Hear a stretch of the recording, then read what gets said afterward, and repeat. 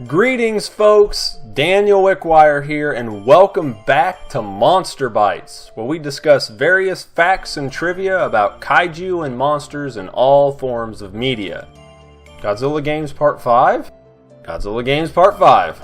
Starting with what should be our final unlicensed game, Godzilla the Atomar Nightmare, released in 1995 on the ZX Spectrum, 3 years after its discontinuation, might I add. This one being a strategy game similar to Godzilla 2, where you control the JSDF and attempt to defeat Godzilla. You have factories to create more offensive units, of which there are only 3 kinds. Godzilla targets your nuclear plants, which you can turn off and on to alter his path.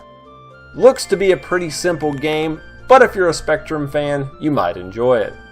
Sega Pico. Oh boy, Sega Pico.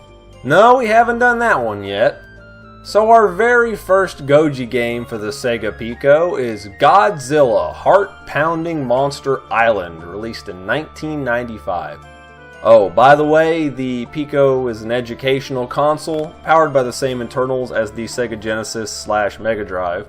It uses a pen and touchpad with storybook cartridges.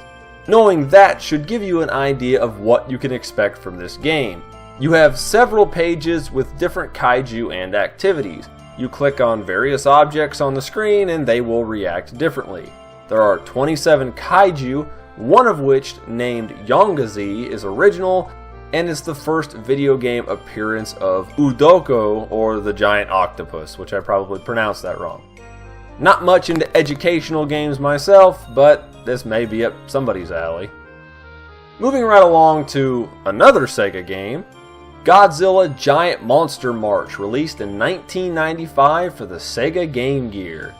A turn-based strategy game where you play as either Goji and Friends or G-Force. Progress through 5 stages based on films from the franchise, versus Gigan, King Ghidorah, Mothra, Mechagodzilla 93, Space Godzilla, and of course the original Godzilla 1954.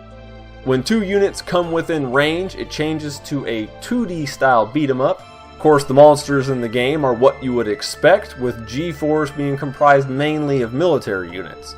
This one actually reminds me a lot of Kaiju-O Godzilla, and might be another title we live stream in the future.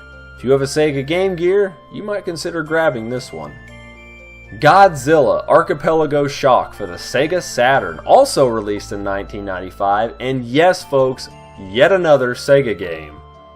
Another military strategy game, but this time from an isometric perspective, where you control the JSDF and battle Godzilla and various other kaijus. It goes much faster paced than a lot of the other strategy games we've covered on here. Not much else I could find on the game, the interface looks simple, and you may be able to play it with little to no knowledge of Japanese. Which game did you like in this video? I'm certainly most interested in Giant Monster March, of course. After watching this video, do any of you have the burning sensation to go buy a Sega Pico? Leave your comments below and maybe a suggestion of what you'd like to see in the next video. Don't forget to check out the KMR Facebook page, Twitter account, and my Twitter account to keep up with news on this channel. Also, don't forget to jump over to TKU TV, as they proudly showcase our videos on there as well. I'll put all the important links in the description below. Thank you all for tuning in. We will be back in 2 weeks with the next episode. Take care.